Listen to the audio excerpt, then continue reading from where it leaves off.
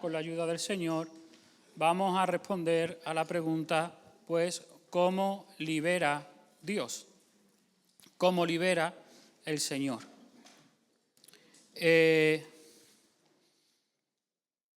Antes de entrar, es bueno que sepamos que Dios, o la liberación de parte de Dios, puede ser puntual, instantánea o puede ser progresiva. En ocasiones Dios interviene de una manera milagrosa por medio de su Espíritu y en un instante se rompen las cadenas, se rompen las fortalezas, se rompen las ataduras, salen demonios, se quiebran maldiciones y en otras ocasiones es algo más progresivo.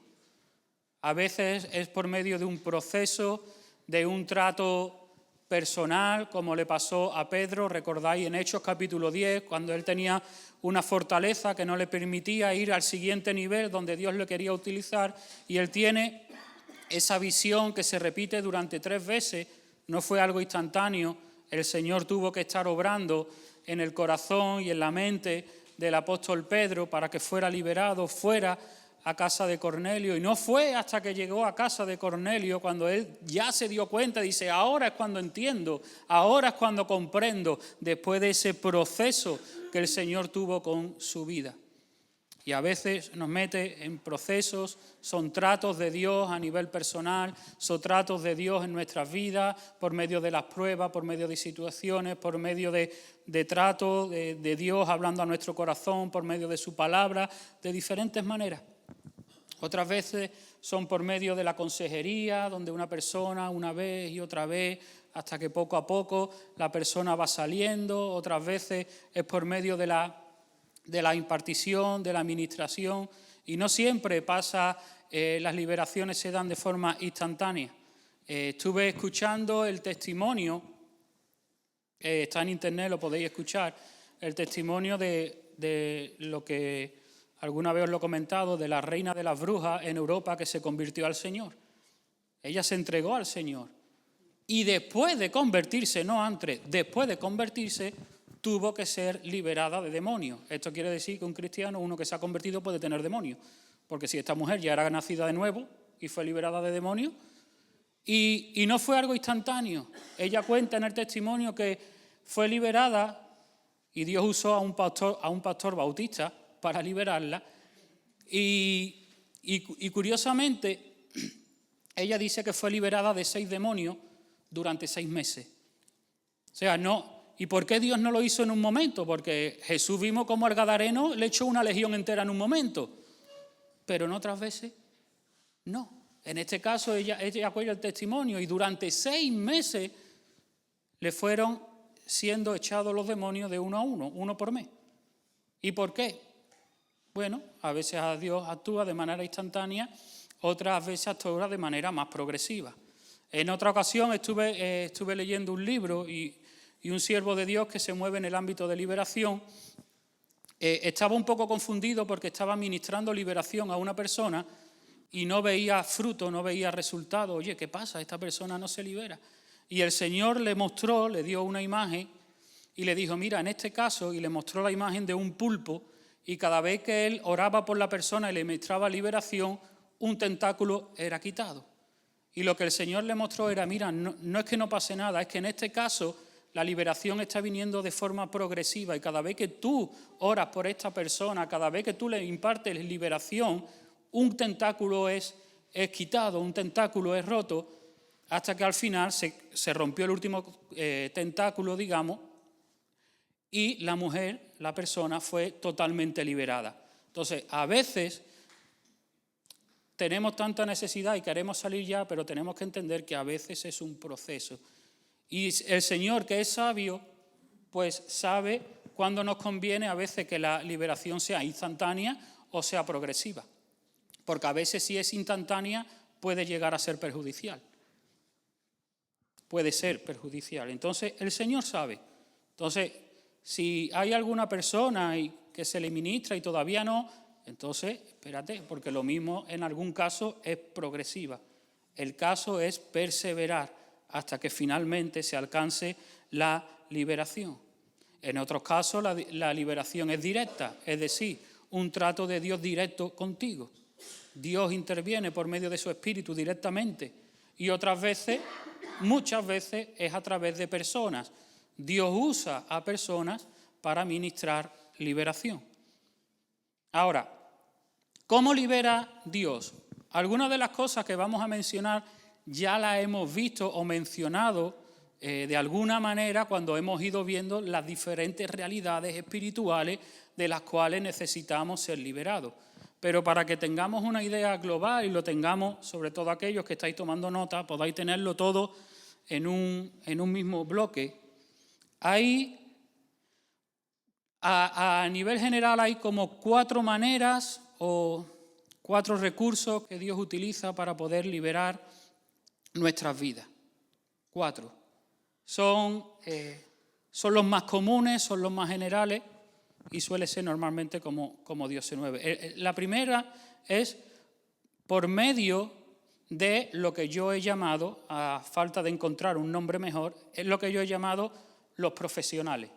Es decir, hay personas, hay ministerios y hay entidades que Dios usa para ayudar a personas a poder salir de determinadas situaciones de adicción, de ataduras, de ligaduras, en fin, diferentes realidades de sanidad del alma. Utiliza personas, entidades y ministerios que ayudan a personas.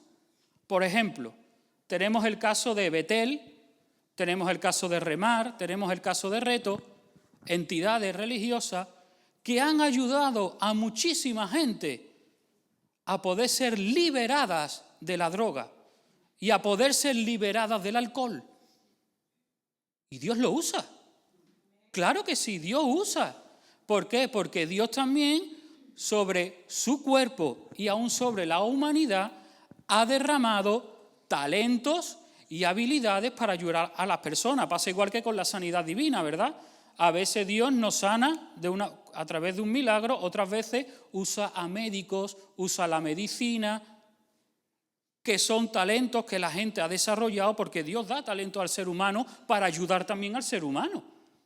Claro que sí, Dios da talento, Dios da habilidades, hay formaciones, uno se prepara y puede ayudar a personas a ser liberadas de determinadas situaciones. Hay otras entidades que se dedican a liberar a mujeres del mundo de la prostitución y las liberan. Y a lo mejor no son cristianos, pero Dios las usa para poder sacar a gente y liberar a gente de determinados contextos, de determinadas situaciones. Podríamos hablar también, por ejemplo, de la psicología. Dios usa a los psicólogos creyentes y a los psicólogos no creyentes. Ahora, en mi opinión, si tienes que ir al psicólogo, llevar a alguien psicólogo, que sea cristiano. Y dentro de cristiano, que tenga un buen fundamento bíblico, que no ande mezclado con ideologías de este mundo, que sea. Y si dentro de conocer la Biblia, además está lleno del Espíritu Santo, pues mucho mejor. Pero sí, Dios usa a los psicólogos, incluso a los psicólogos del mundo.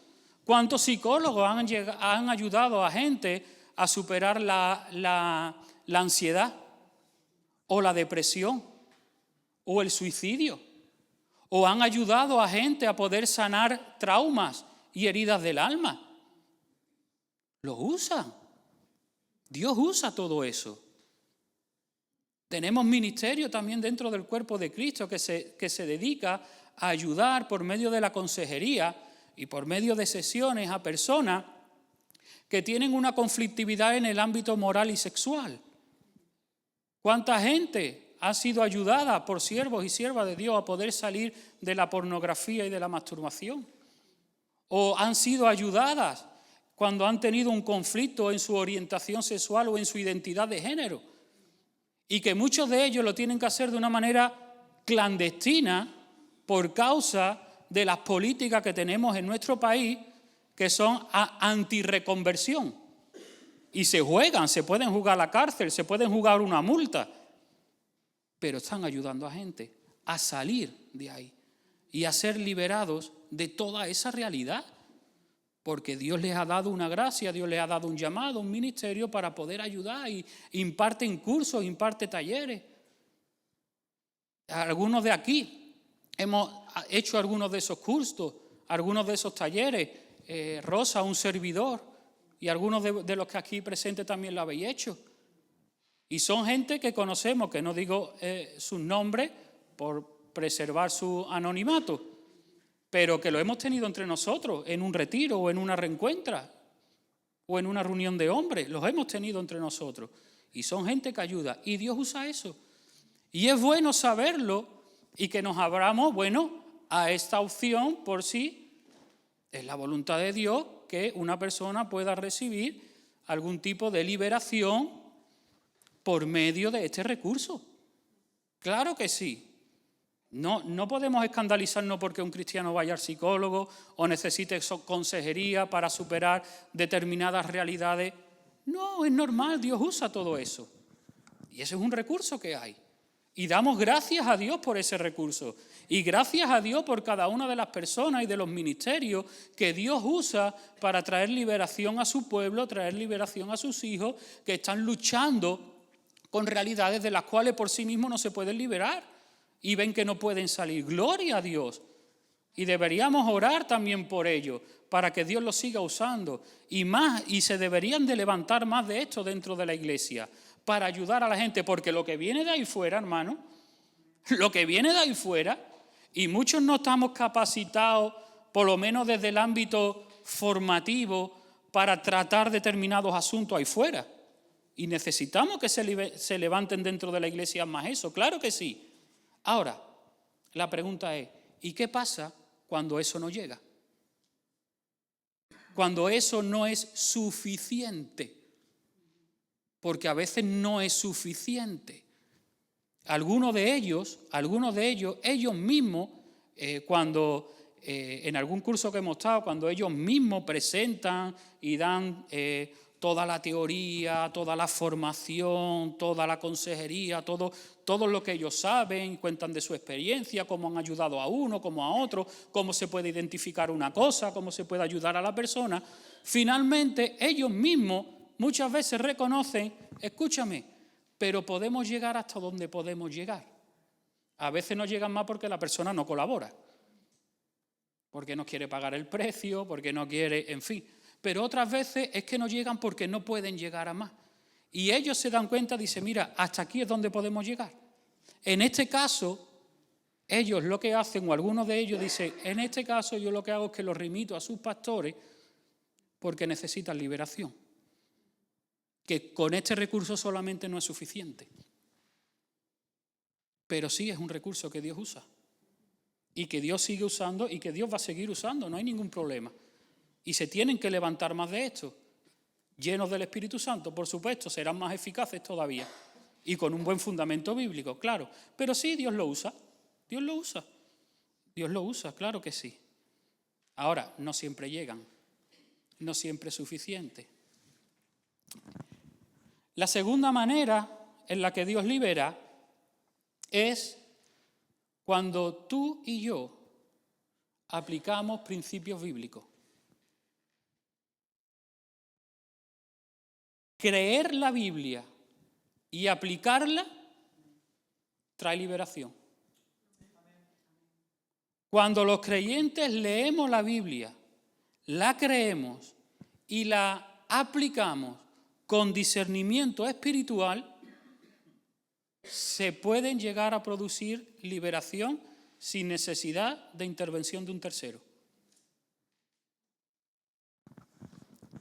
Te voy a mencionar algunos principios que traen liberación. Hay muchísimos en la palabra de Dios. De hecho, casi todos los principios de las Escrituras en algún ámbito en concreto puede traer liberación.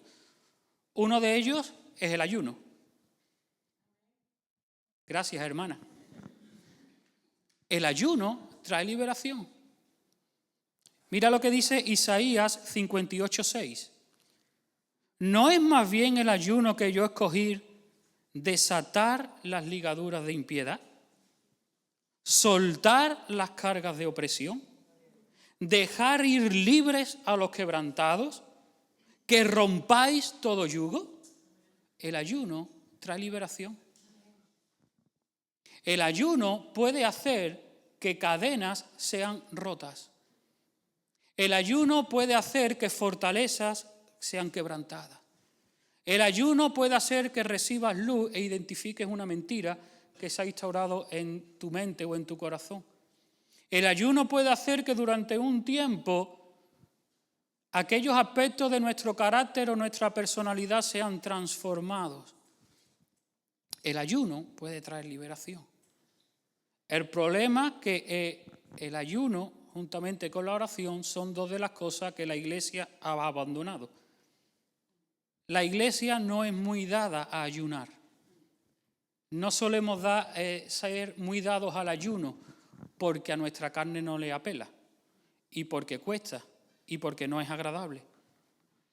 Pero en la medida que la Iglesia vayamos retomando el ayuno, se van a ir produciendo liberaciones en nuestras vidas.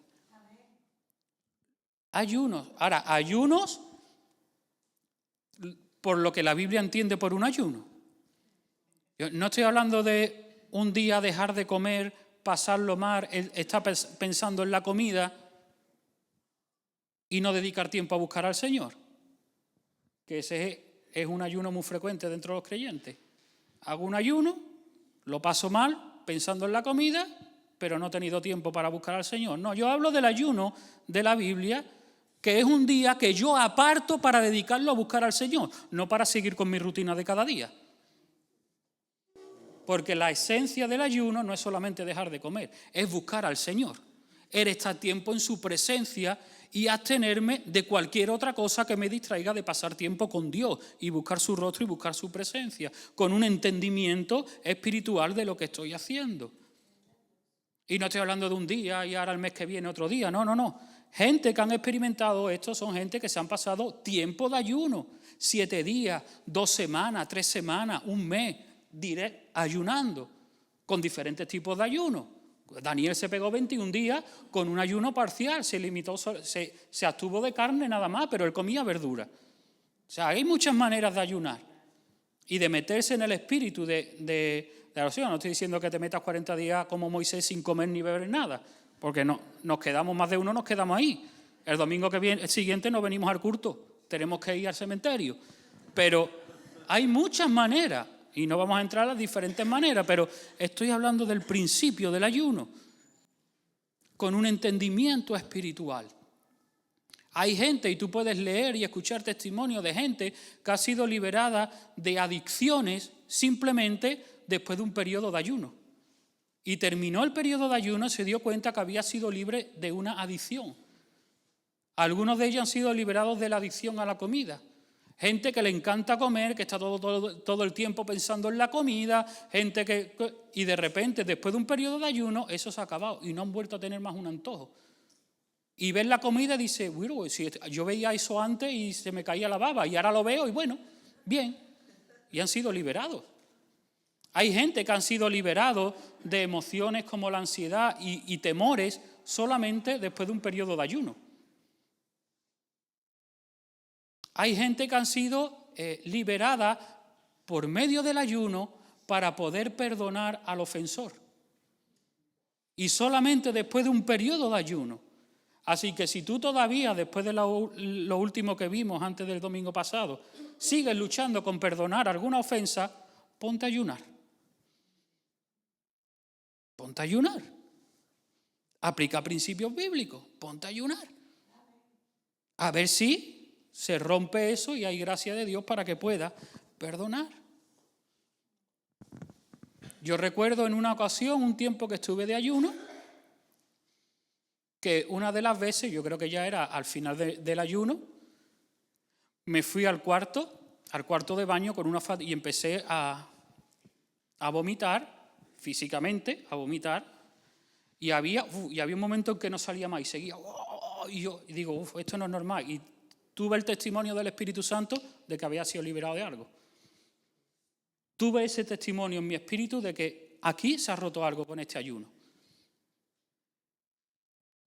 Y es real. O sea, practicar las Escrituras nos libera. ¿Por qué? Porque la Biblia dice que conoceréis la verdad y la verdad os hará libre. Siempre hablamos de la verdad como Jesús, pero es que su palabra también es la verdad. Y cuando yo la creo y la aplico, experimento liberación. Puedo experimentar liberación. Hasta Jesús fue liberado de caer en la tentación en los 40 días de ayuno. Siempre que leemos el ayuno de Jesús, los 40 días de ayuno, ponemos el énfasis en la palabra. Usó la palabra y dijo, y Jesús dijo, y ponemos énfasis en que Él usó la palabra para vencer la tentación. Sí, pero Él la usó como la tenía que usar porque Él había estado de ayuno. Y claro, yo me hacía esta pregunta y rápidamente me miró la respuesta y la pregunta era, ¿y por qué la Iglesia y yo tantas veces caemos en la tentación? ¿Y por qué tantas veces la Iglesia caemos en la tentación? Y la respuesta es porque una de las razones, no es la única, es que hemos abandonado una dinámica de ayuno. En el mejor de los casos, el ayuno viene a ser algo puntual, algún día del año, o cuando desde la congregación se dice, hermano, vamos a ayunar. En el mejor de los casos. Pero no hay una dinámica.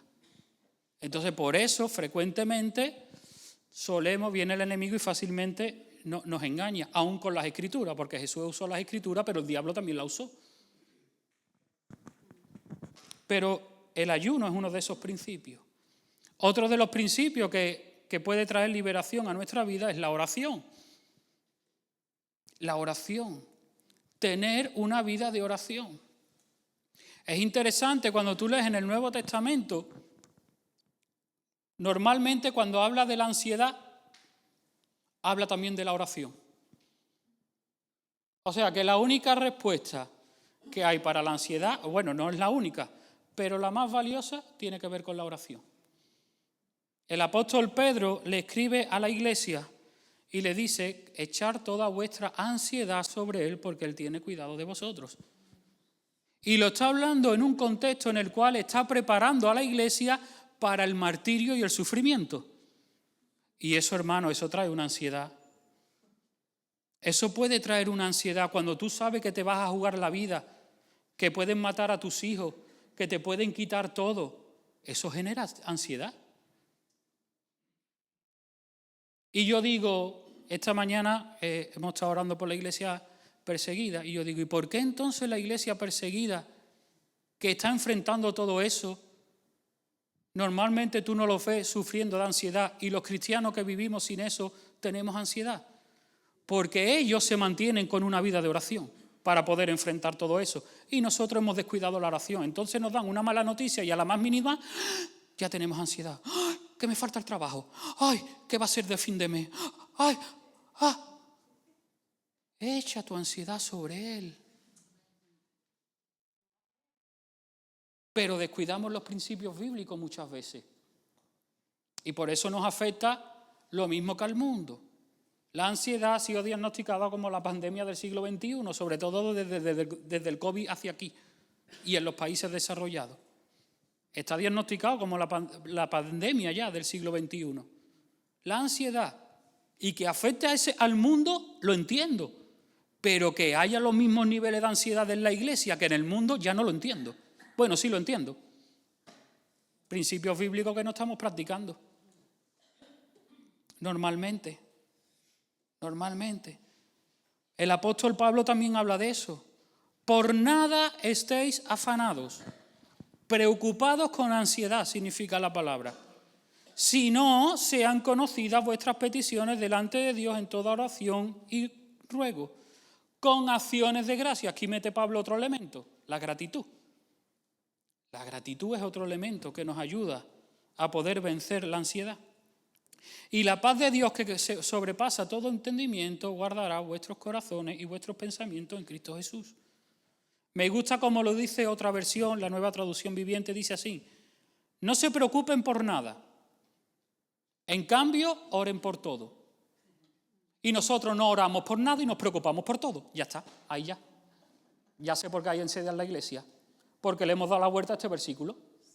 En la Biblia me dice que no me preocupe por nada y que ore por todo, pero yo me preocupo por todo y no oro por nada. Pues ya está. Dice, díganle a Dios lo que necesitan. Pedirle es vuestro Padre. Y denle gracias por todo lo que Él ha hecho. Así como no preocupándome por nada, orando por todo, dándole gracias por todo lo que ha hecho y pidiéndole lo que necesito. De esta manera es que experimentarán la paz de Dios, que supera todo lo que podemos entender. Y esta paz cuidará vuestro corazón y vuestra mente. La oración. La oración. Tenemos que redescubrir otra vez lo que es la realidad de la oración. Pero es otro principio que nos puede liberar de determinadas situaciones. El perdón. El perdón también es liberador. No estoy hablando del perdón que yo recibo de Dios, que por supuesto es liberador, sino de cuando yo perdono al que me ha ofendido. Un tal Lewis Smedes dice, perdonar es liberar a un prisionero y descubrir que el prisionero eras tú. O sea que cuando yo perdono, al único que le estoy haciendo un favor es a mi propia vida. Cuando yo perdono al ofensor, yo no le estoy haciendo un favor a él, me lo estoy haciendo a mí, porque me estoy liberando. Hay ¿cómo se llama? Cuando una persona escribe No. Cuando escribe no es un documento, escribe un documento, no, un artículo. Un artículo, gracias Ricardo. No me salía la palabra. He dicho de todos los sinónimos que había, lo he dicho menos. Escribe un artículo, él no es creyente, por lo que yo entiendo no es creyente, pero dice cosas interesantes y que están alineadas con las Escrituras acerca del perdón. Y dice, el rencor, asociado a la falta de perdón, porque él habla del perdonar al ofensor, es una de las crueldades, o sea, la falta de perdón es una de las crueldades más refinadas que nos infringimos a nosotros mismos disfrazada de justicia. Porque no se merece el perdón, claro, yo tampoco me merezco el perdón, pero Cristo me perdonó. Dice, nos convence de que estamos castigando al ofensor cuando en realidad nos estamos castigando a nosotros mismos. El rencor nos hace rehenes o presos del que nos ofende. O sea, la falta de perdón lo que nos lleva es a un estado de esclavitud, a un estado de opresión, que solamente salimos de ahí cuando perdonamos. Así que el perdón es liberador. Y esto lo entienden hasta los psicólogos que no son creyentes. Aunque ya hay una mentalidad que está cambiando también. Ya he leído acerca de 2 psicólogos que dicen que no es necesario perdonar. Que estamos en nuestro derecho de no perdonar a nadie. Cuidado. Por eso digo que si uno va al psicólogo, que sea cristiano y que tenga los fundamentos claros, porque si no, si viene un psicólogo que te dice, tú no tienes por qué perdonar, tú sigue con tu vida adelante, no te está haciendo ningún favor. Y ya se está levantando dentro de la psicología, igual que se ha levantado en otros aspectos que antes eran muy claros y ahora están afectados por la mentalidad de este mundo. Y en este ámbito también ya se están levantando psicólogos que dicen que no es necesario perdonar, que tú no tienes por qué perdonar, que tú puedes ser feliz y seguir adelante sin necesidad de perdonar porque estás en tu derecho de no perdonar y nadie te puede obligar a perdonar. Pero los que todavía están medianamente cuerdos, aunque no tengan al Señor, te siguen diciendo, como este hombre que creo recordar que no era creyente, que hay que perdonar, porque es liberador. Y otro principio es el principio de la confesión. La confesión. No estoy hablando de la confesión positiva malentendida. La confesión en plan, no, yo declaro que no tengo nada, yo soy libre en el nombre de Jesús, yo declaro que no tengo nada, yo confieso positivamente, eso no vale para nada. Eso no tiene nada que ver, y a eso lo llamamos fe. No, perdona, eso es negar la realidad, y cuando uno niega la realidad está más cerca de la locura que de la fe. Yo no estoy hablando de eso, de negar, porque Abraham, el padre de la fe, él no negó que era anciano y que Sara era estéril. Él no lo negó. No dijo, no, yo declaro en el nombre de Jesús la promesa de Dios me van a alcanzar porque yo no soy anciano y Sara no es estéril. No, él no negó la realidad. Él, a pesar de eso, decidió confiar en Dios y dijo, Dios va a cumplir. Eso sí es confesión positiva. Dios me lo ha dicho y lo hará a pesar de mi situación, pero no es negar la situación. Entonces no estoy hablando de la confesión positiva malentendida, ¿vale? Estoy hablando de una confesión genuina. Una confesión. Si vamos al Salmo 32, es un salmo de arrepentimiento del rey David, vamos a leer del 1 al 7, dice así: Dichoso aquel cuya transgresión ha sido perdonada y cubierto su pecado. Dichoso aquel a quien el Señor no culpa de iniquidad. Ahí tiene un elemento que nos deja muchas veces cautivos, la culpa. La culpa. Y en cuyo espíritu no hay engaño, otro elemento que nos lleva a la cautividad y del cual también necesitamos ser liberados, el pecado, la culpa y el engaño. Mientras callé, se envejecieron mis huesos en mi gemir todo el día, porque de día y de noche me abrumaba tu mano, se volvió mi verdor en sequedades de verano. Está hablando ahí David de un estado anímico, un estado emocional depresivo. En otra parte, en el Salmo 51, él llega a decir, devuélveme el gozo de la salvación. Él había perdido hasta el gozo. Un hombre que había danzado delante de la presencia de Dios, había perdido el gozo. ¿Cuándo fue eso? Versículo 3 lo dice, mientras callé. No fue solamente por haber pecado o haber cometido un errado, sino mientras él cayó. Pero dice en el 5, mi pecado te declaré, lo confesé y no encubrí mi iniquidad. Dije, confesaré mis rebeliones al Señor y tú perdonaste la maldad de mi pecado. Por eso orará a ti todo santo en el tiempo en que pueda ser hallado. Ciertamente la inundación, en la inundación de las muchas aguas no llegarán estas a ti. David se estaba ahogando espiritualmente hasta que confesó. Y el versículo 7 me encanta, tú eres mi refugio, me guardarás en la angustia, con cánticos de liberación me rodearás. ¿Cuándo se desata esa liberación? Cuando yo confieso. Cuando yo confieso. Isaías experimentó eso. En el capítulo 6, cuando tiene esa visión del trono, esa visión de la santidad de Dios, dijo, ay de mí, que soy inmundo de labio, y él confiesa su pecado, y el Señor envía un serafín que le toca con un carbón encendido tomado del altar, y le dice, esto tocó tus labios, es quitada tu culpa, y limpio tu pecado. Solamente somos libres de la culpa cuando confesamos. La confesión trae liberación. Y la confesión no es solamente en un sentido.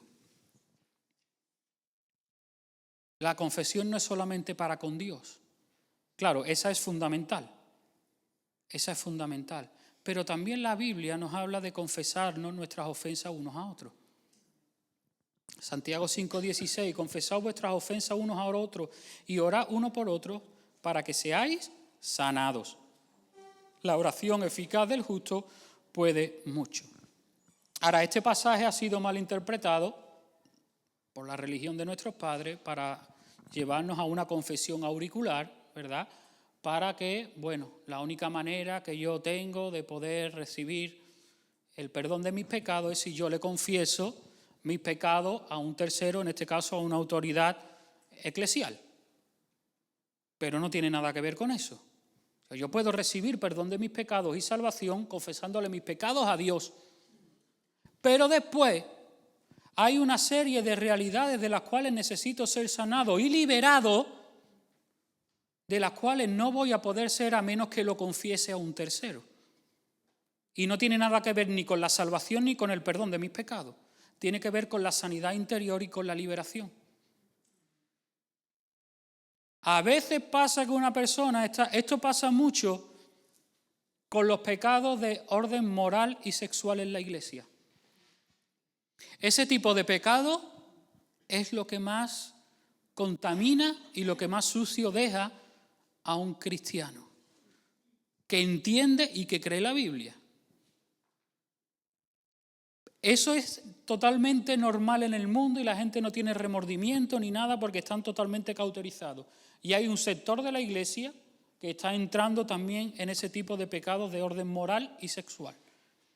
Pero cuando uno realmente cree la Biblia y lo que la Biblia enseña acerca de la moralidad, acerca de la sexualidad, y se da cuenta que ha caído en ese error, se siente muy sucio.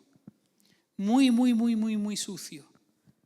Y uno busca al Señor, le pide perdón, es perdonado, pero todavía se siente sucio y necesita. Y solamente cuando va a un tercero y lo confiesa, es que experimentan liberación.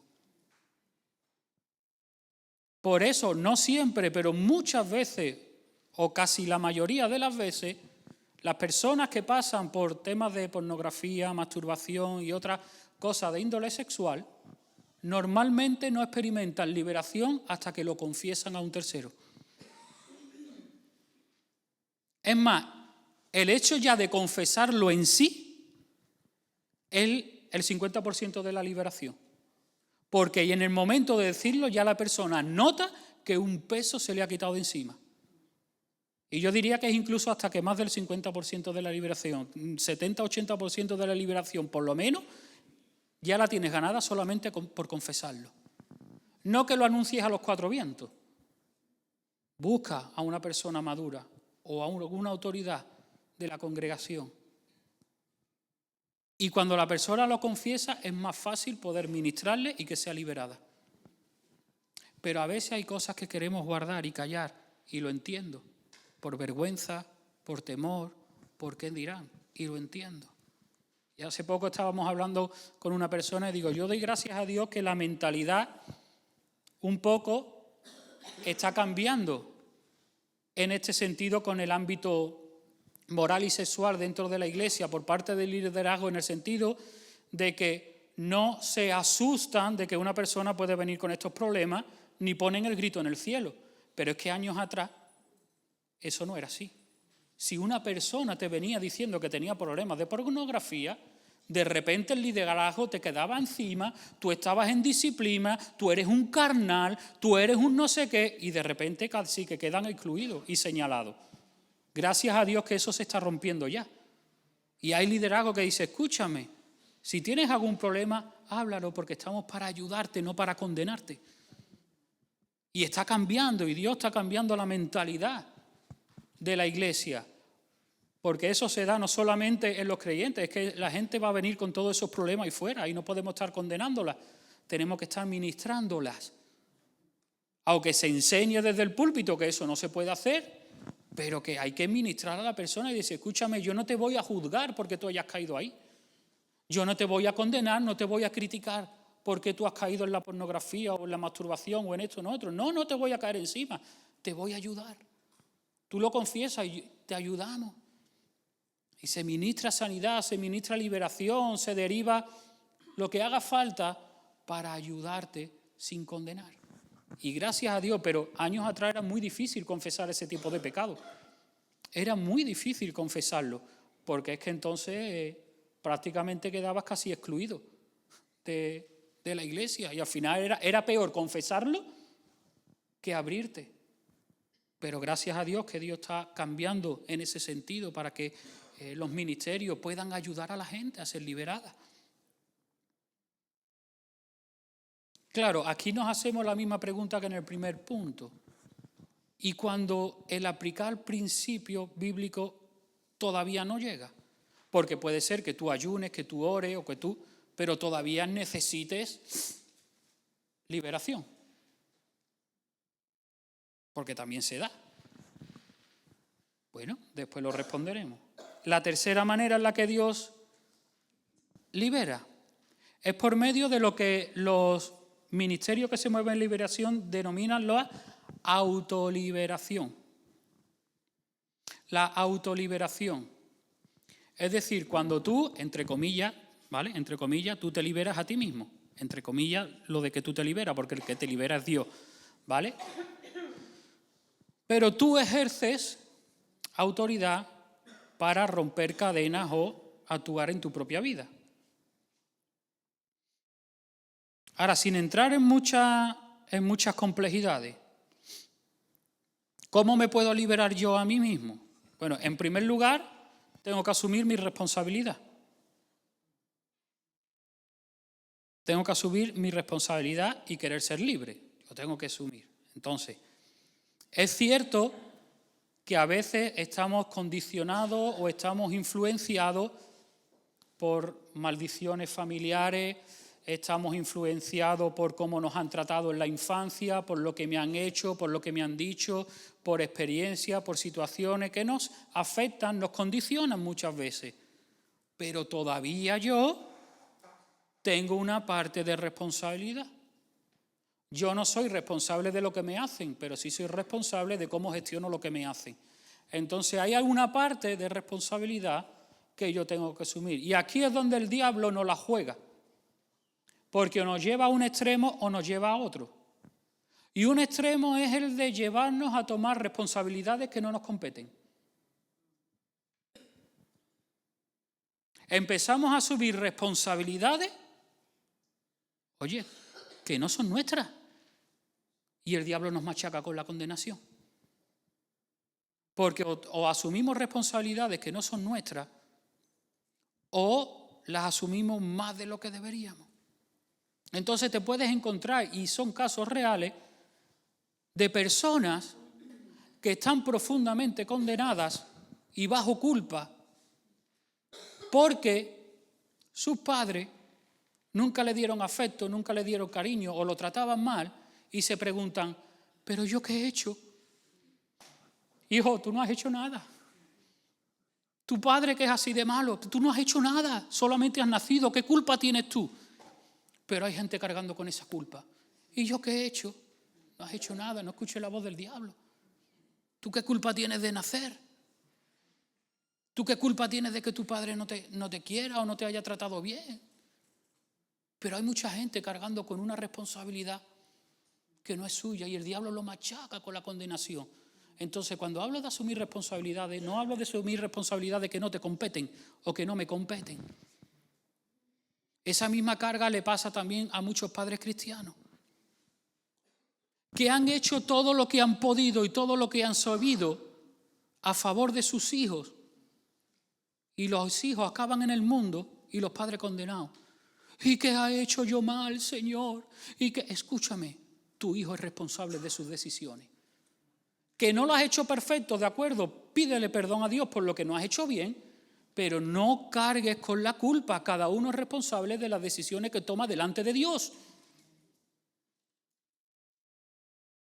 Y si hay cosas que el Espíritu te muestre que has hecho mal, te arrepientes, aceptas su perdón y pides su gracia para que te vaya transformando y puedas ayudar a tu hijo en la situación en la que estás, pero no cargues con la culpa.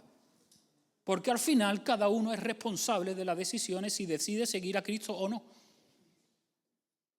Entonces a veces tomamos una responsabilidad y cargamos con una culpa que no nos compete. Y ese es un extremo al que nos lleva el diablo. El otro extremo es a no asumir ninguna responsabilidad. Entonces actuamos de una forma, bueno, él es responsable, se ha ido al mundo porque él es responsable. Sí, pero tú tendrás que ver algo también, ¿no? Tú a lo mejor hay cosas que han provocado que se vaya al mundo y lo han incitado, aunque él sea responsable. Porque yo sé que hay mucha gente que está en el mundo por cómo los han tratado sus padres cristianos en la iglesia.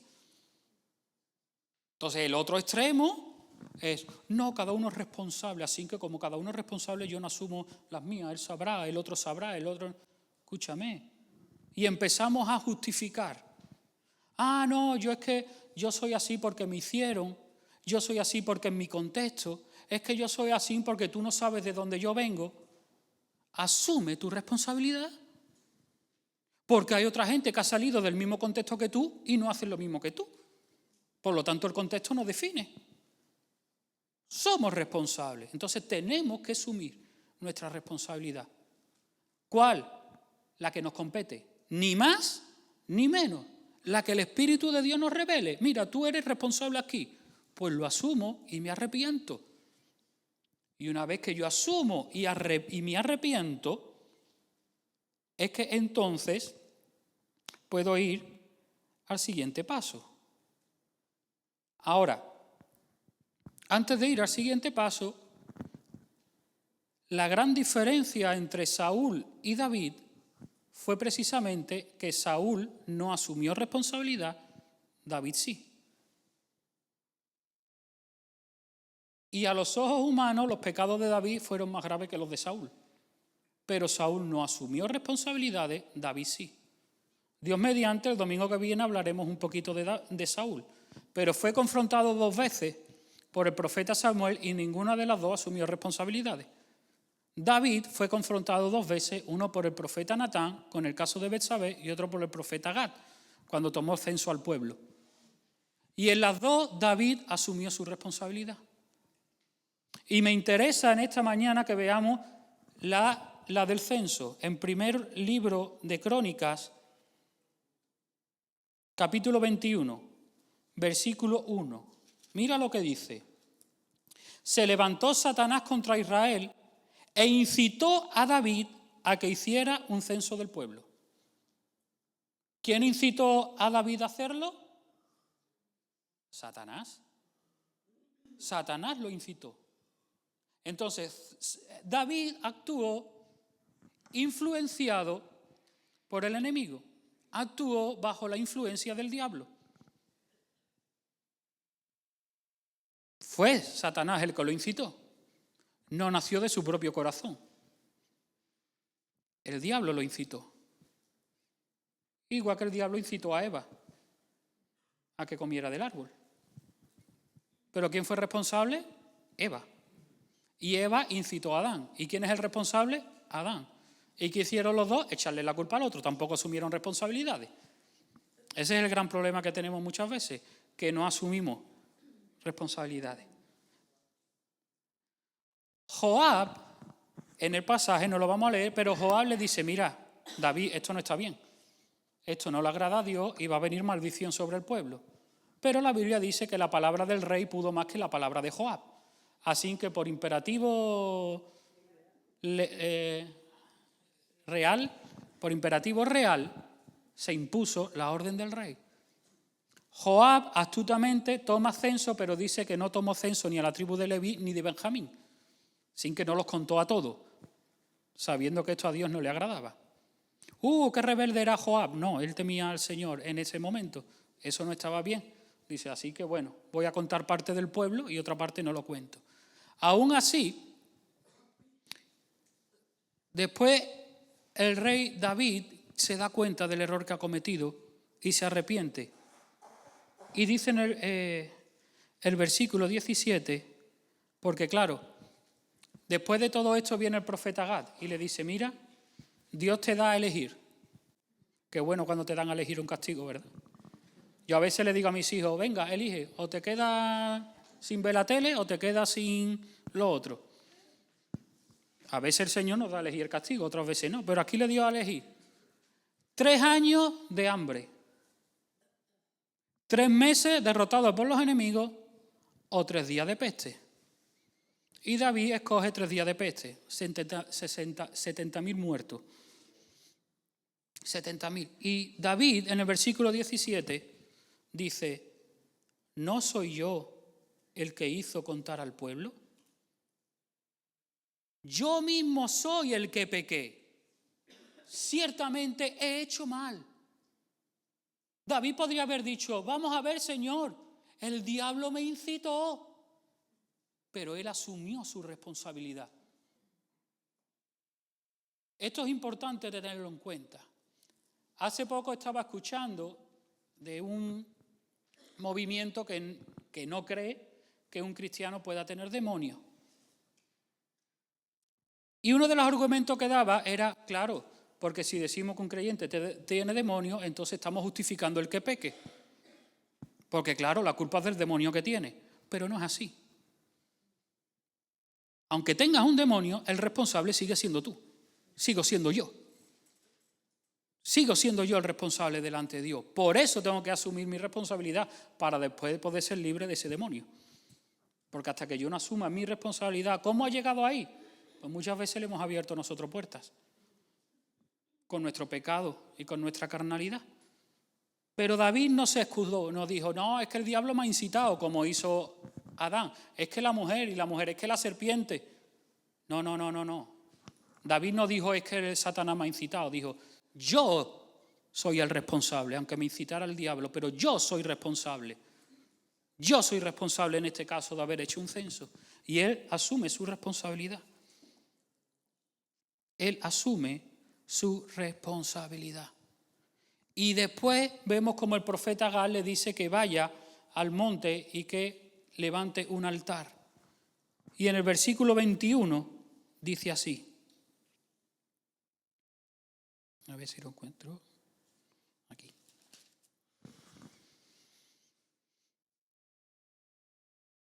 Cuando David llegó donde estaba Ornán, éste vio a David.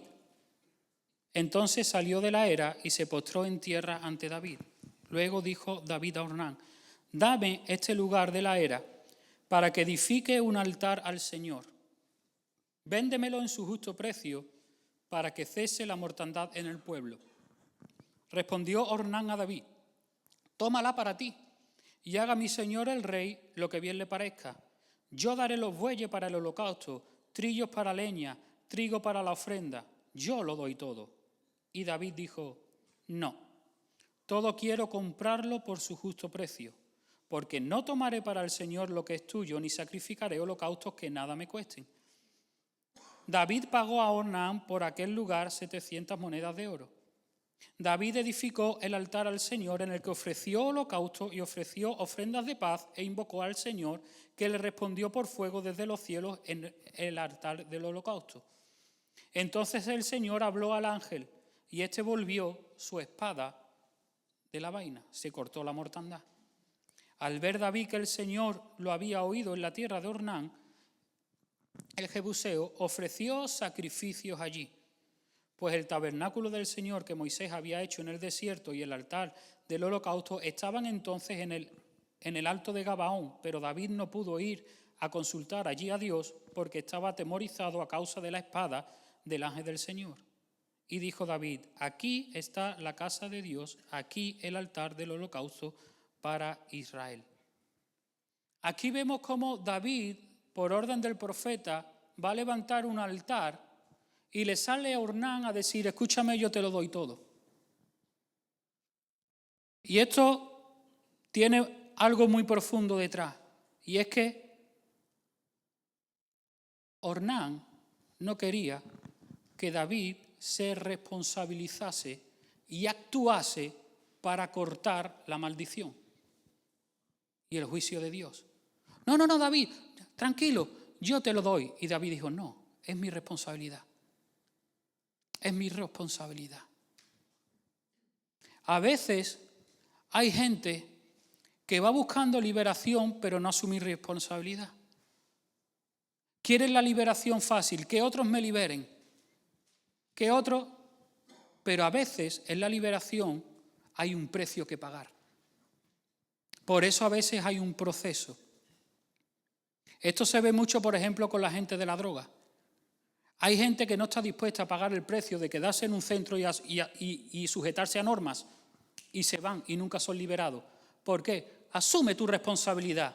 y ahora tienes que pagar el precio que tengas que pagar. Lo muy fácil sería que oraran por ti, fueras libre de toda atracción y adicción y ya está. Pero no, el Señor ahora quiere que tú pagues un precio para tu liberación.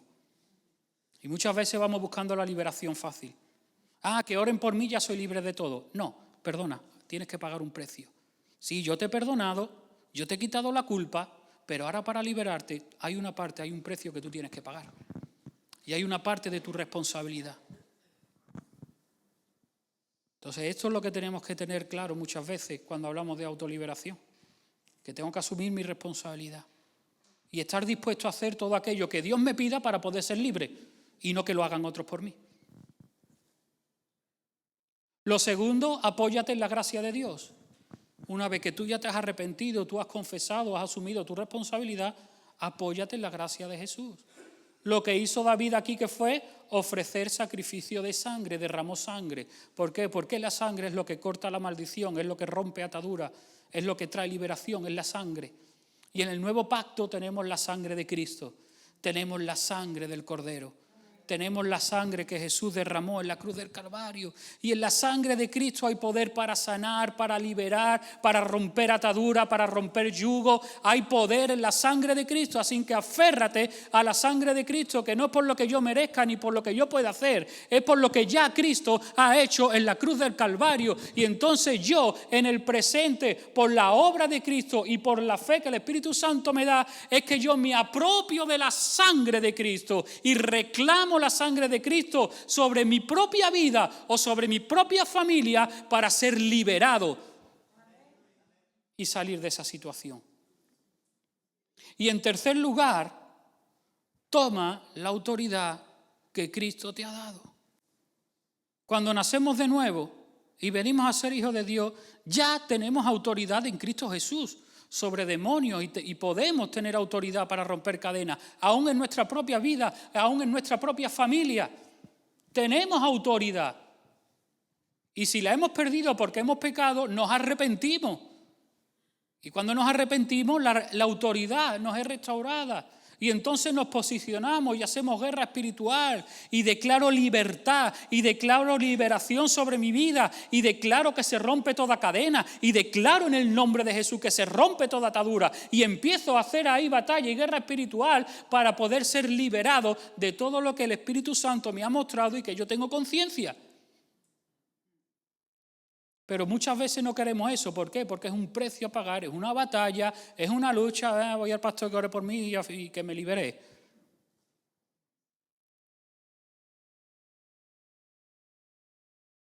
Yo te pregunto, no me conteste, pero ¿cuántos habéis batallado por vuestra propia liberación?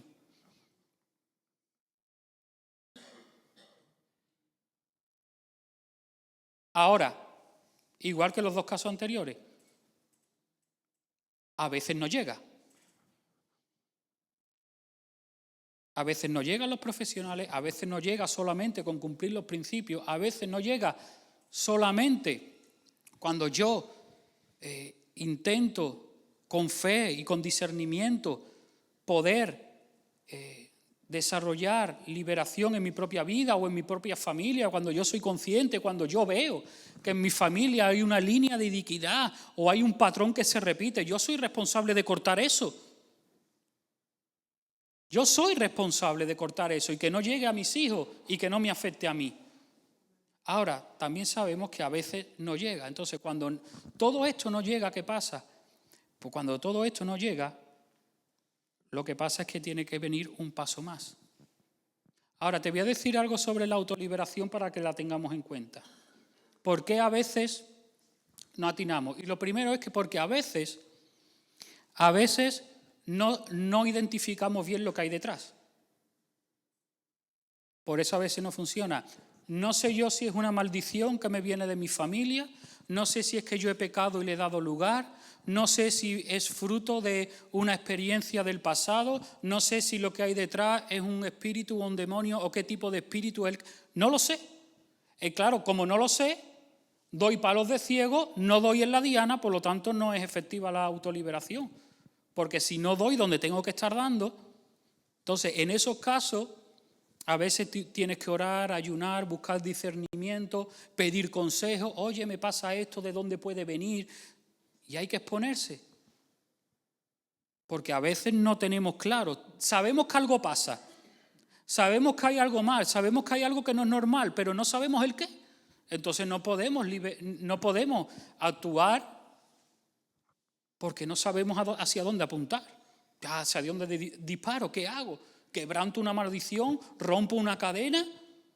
¿Echo fuera un demonio? ¿Qué pasa aquí? No sé lo que hay. Entonces a veces no somos eficaces porque no sabemos identificar. Lo segundo que pasa es que a veces confundimos una actividad, vamos a decir, demoníaca con una reacción de nuestra carne. Es decir, confundimos la obra de las tinieblas con la obra de la carne. Y a veces decimos, no, es que aquí hay un demonio y todo lo que hay detrás es tu propia carne, que tu carne no está crucificada. Y otras veces, no, es que yo soy así de malo, es que mi carne no sé qué, y tú no paras de machacarte con la carne y lo que tienes detrás es un demonio que no te deja crecer, no te deja avanzar, no te deja ir adelante. Entonces es importante identificar cuando es una obra de tiniebla o cuando es una obra de la carne. Porque si es una obra de la carne hay que crucificarla. Y si es un demonio hay que echarlo fuera. Yo la obra de la carne no la puedo echar fuera, la tengo que crucificar. Y a un demonio no lo puedo crucificar, lo tengo que echar fuera. Entonces, si hay un demonio, pero yo estoy dando muerte a la carne, no funciona.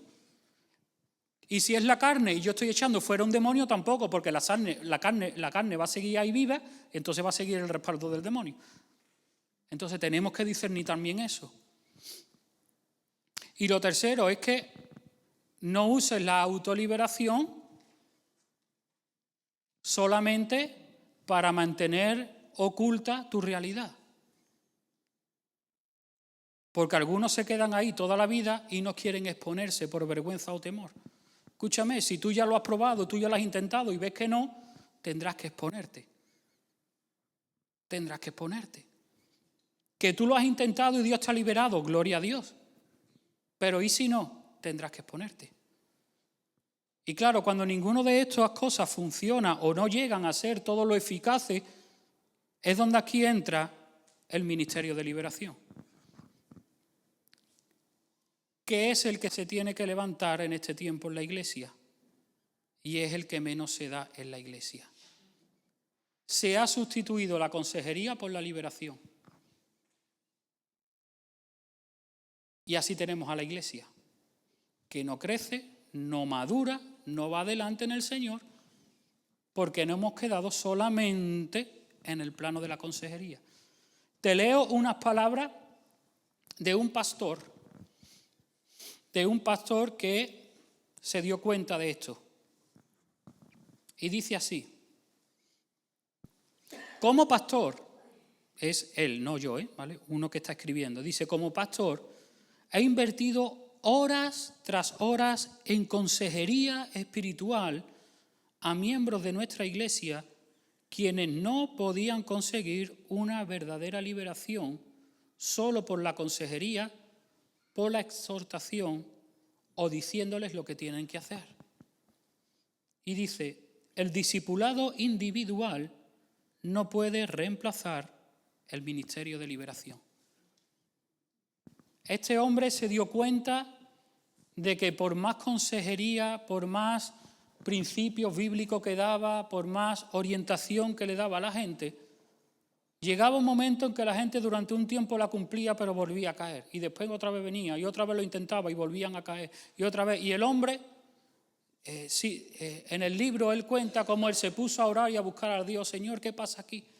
Y el Señor le muestra una visión, una imagen, y él de repente ve telarañas en una esquina. Cristian Sassin, para que se ha leído el libro, ¿verdad? Entonces quita la telaraña y al rato vuelve a salir otra vez. Y la vuelve a quitar y otra vez vuelve a salir la telaraña. Dice, Señor, ¿qué pasa? Dice, el problema es que no estás tratando con la araña. Y la araña son los demonios. Entonces muchas veces viene la gente, tú le das un consejo, quitas la tela de la araña con el consejo, pero al tiempo otra vez está la tela de la araña ahí. ¿Por qué? Porque hay un demonio detrás, necesita liberación. necesita liberación. No siempre es suficiente con la consejería.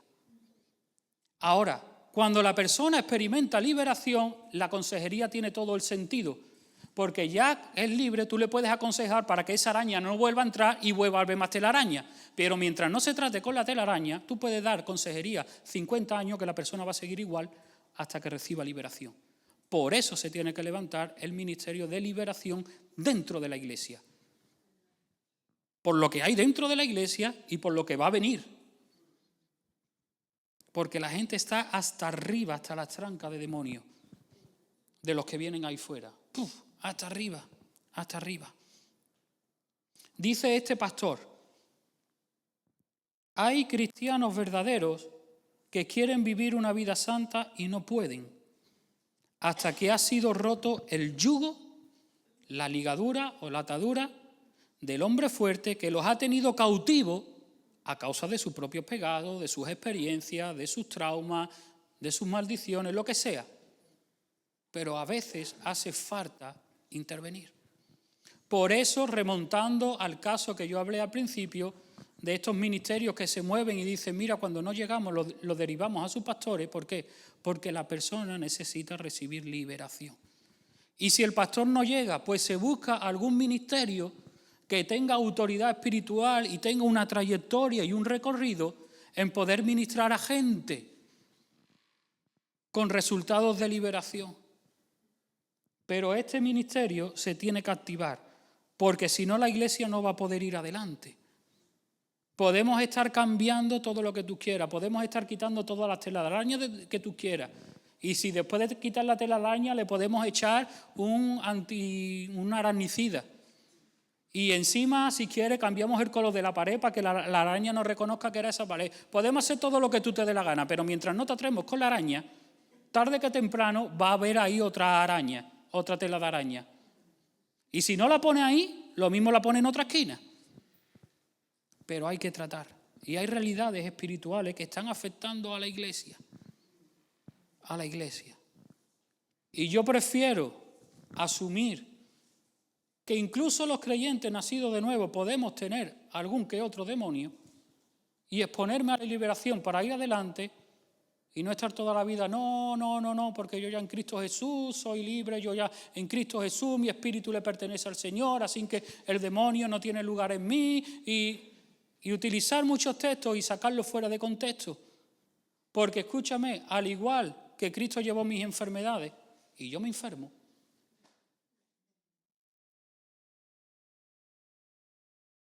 pues mira lo que dice. Hay una frase que me gusta, dice, el ministerio tripartito de Jesucristo, ese ministerio es Salvador, Liberador y Sanador, es para la necesidad tripartita del hombre, espíritu, alma y cuerpo. Entonces la salvación es para el alma, ahí el diablo no toca, soy salvo, nacido de nuevo, mi nombre está escrito en el libro de los cielos, en el libro de la vida. Entonces ahí hay salvación. Y la salvación afectará cuando lleguemos a la eternidad y tengamos cuerpo de resurrección, ahí alcanzará también la plenitud de todo nuestro ser. Pero en el tiempo presente, inicialmente la salvación es para el alma. La sanidad es para el cuerpo. De toda enfermedad, de toda herida, de todo lo que no funciona bien. Y la liberación es para el alma. Que es ahí donde el diablo interviene. Y escúchame, ¿qué le vamos a hacer? No es que algunos dicen, no, es que el alma también le pertenece al Señor. Sí, y el cuerpo también, pero enferma. Por lo tanto, y el mundo le pertenece también al Señor, y hay demonios. O sea, el hecho de que algo le pertenezca al Señor no quiere decir que hay. Ahora, en mi espíritu no, pero muchas veces hay realidades. Y escúchame, es muy fácil decir que no, cuando uno tiene una doctrina que respeto, que dice que no, pero ¿y qué hacemos con aquellos creyentes que dan testimonio, que dicen, yo he nacido de nuevo y 20 años después recibí liberación de un demonio? ¿Qué hacemos con eso? ¿Le decimos que durante esos 20 años no ha sido nacido de nuevo? ¿Qué hacemos con eso, hermano? Porque hay testimonio. Casos de gente que cuentan, oye, yo nací de nuevo y yo quería cambiar mi vida y no podía hasta que vino el Espíritu Santo y recibí liberación de demonios. ¿Qué hacemos con eso entonces? Porque si es así, tendríamos que decir, pues escúchame hermano, siento decirte que durante 20 años tú no eras nacido de nuevo. Yo no puedo decirle eso. Solamente Dios sabe quién ha nacido de nuevo y no. Entonces hay una realidad.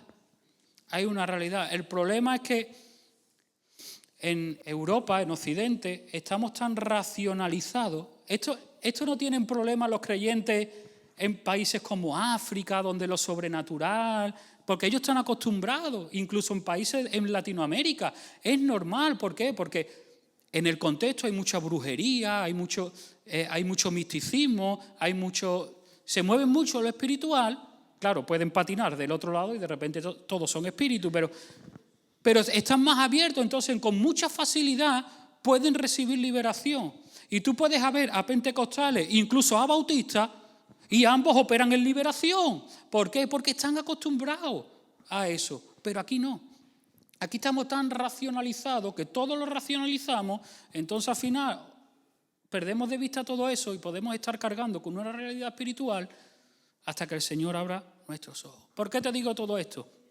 Para que veas que Dios usa diferentes maneras, que todas son válidas y que todas pueden ser efectivas delante del Señor y que nos pueda ayudar a abrirnos para exponernos en lo que haga falta liberación en cualquier de las maneras que Dios quiera usar.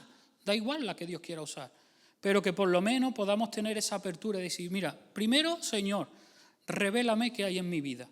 Si hay alguna atadura, si hay algo de lo que hemos visto en el pasado que todavía no ha sido revelado, cualquier cosa. No es para que nos obsesionemos ni digamos, oh, no, pero para que estemos abiertos y en el momento que el Espíritu nos dé revelación, nos expongamos y podamos seguir recibiendo liberación.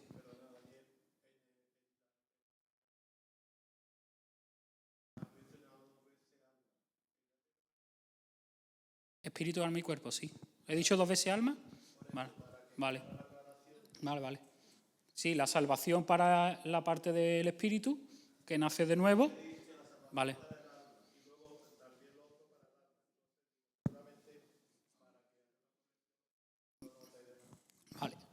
Gracias, Ricardo. De todas formas, tengamos en cuenta también que en la Biblia salvación, liberación y sanidad se intercalan. La gente, claro, es un global, es que la salvación de Dios es tan amplia que incluye no solamente liberación y sanidad, incluye paz, es amplísimo. O sea, hay un repertorio, por eso a veces tú ves en la Biblia que la gente viene por sanidad y dice que fue libre. Y hay gente que viene por liberación y dice que fue sanada. Y gente que viene por sanidad y dice que fue salva. Al final todo afecta a todo de una manera o de otra. El hombre lo hace para poder ilustrar y ayudarnos a entender que efectivamente nuestra parte almática puede estar influenciada, nuestra mente y nuestro corazón puede estar influenciada por demonios, claro que sí. Y entonces hay que echarlo fuera y ya está. Y eso para mí no es ninguna ofensa. Yo le doy gracias a Dios que todavía podemos recibir liberación. Ya cuando estemos en la eternidad, gloria a Dios, no hará falta nada de esto. Pero mientras tanto, que el Señor pueda abrir nuestros corazones y nos ayude a ver nuestra realidad para que nos podamos exponer y cada vez más puedan irse rotas cualquier tipo de atadura que ya hemos visto durante varios meses, que el Señor nos pueda seguir liberando. Porque es la única manera que tendremos después de ayudar a todos los que vienen. Entonces, cuando venga toda la gente que venga con todos los problemas que va a venir, va a necesitar una iglesia que esté totalmente liberada de todo. Porque es que si no, no va a fluir la cosa.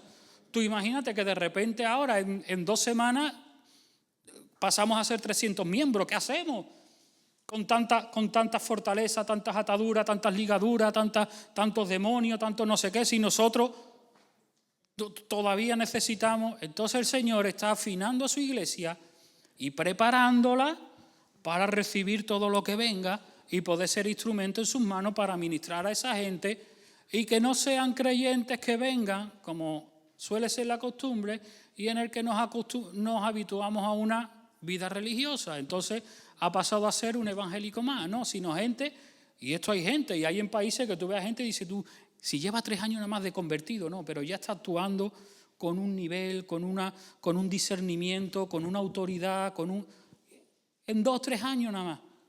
Y aquí a veces hay gente, en Europa, no digo en esta casa, ¿vale? En Europa en general, en la iglesia occidental, que la gente se convierte y se pasan 20, 30 años y tú ves que no avanzan, que no crecen. ¿Y eso por qué? Bueno, por dos cosas. O porque no quiere, que los hay que no quiere y le da igual, o porque lo intenta y no pueden. ¿Y por qué no pueden? Porque hay realidades espirituales detrás que no le dejan. Eso hay que romperlo. Amén. Nos ponemos de pie y oramos.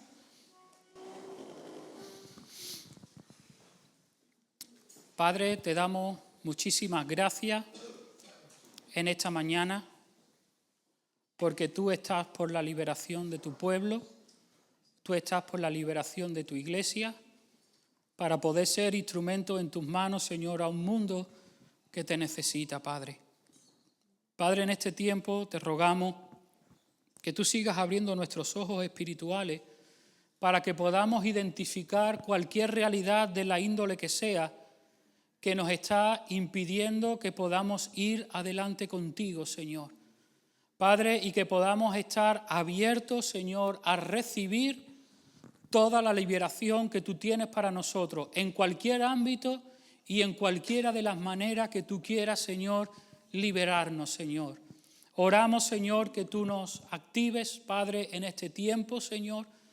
Padre, Señor, cualquier cadena, cualquier atadura, cualquier ligadura, cualquier fortaleza en nuestras mentes, cualquier mentira del diablo, Padre, cualquier obra de las tinieblas, Señor, en nuestras vidas, que podamos experimentar y recibir una verdadera liberación en todo nuestro ser. Padre, lo único que queremos, Señor, es avanzar e ir adelante contigo, Señor. Queremos, Señor, desarrollar todo el propósito que tú tienes para cada uno de nosotros, el propósito que tú tienes como familia en esta casa, en esta congregación, Padre, como fraternidad, Padre, aún, Señor, tu iglesia en Sevilla, podamos ser liberados, Señor, de todo aquello que está impidiendo, Señor, Padre, que tu iglesia podamos avanzar e ir adelante contigo, Señor. Padre, a veces con buenas intenciones, pero Padre, nos vemos limitados, nos vemos incapacitados, nos vemos impotentes, Padre, pero declaramos, Señor, que vienen tiempos de liberación, que vienen tiempos, Señor, donde cadenas, donde ataduras, donde fortaleza, Señor, que durante tanto tiempo, Señor, han resistido, durante tanto tiempo, Señor, se han mantenido ahí, Señor, en este tiempo caen, en este tiempo son derribadas, en este tiempo tú las deshaces, Señor, como polvo, en el nombre de Jesús. Aún, Señor, viene el tiempo, Señor, donde toda obra de tinieblas en medio de tu iglesia queda expuesta a la luz, queda evidenciada y es echada fuera en el nombre de Jesucristo, y tu iglesia viene a la libertad gloriosa de los hijos de Dios. Padre, en el nombre de Jesús te damos gracias porque tu mano no se ha cortado para salvar y la obra de Cristo sigue estando vigente y sigue habiendo poder para liberar, sigue habiendo poder para romper toda cadena, todo yugo se pudra en el nombre de Jesucristo, Señor. Gracias, Señor, porque viene tiempo de libertad a tu casa, viene tiempo de liberación a tu pueblo, viene tiempo de liberación a tu iglesia, Señor, donde tu iglesia, Señor, experimentará tal transformación que entonces, Señor, podrá ser instrumento en tus manos, Señor, para hacer todo aquello que tú quieres hacer en este tiempo, Padre. Te rogamos, Señor, que tú nos ayudes a perseverar, que tú nos ayudes a colaborar contigo en todo lo que tú demandes de nuestras vidas, Señor.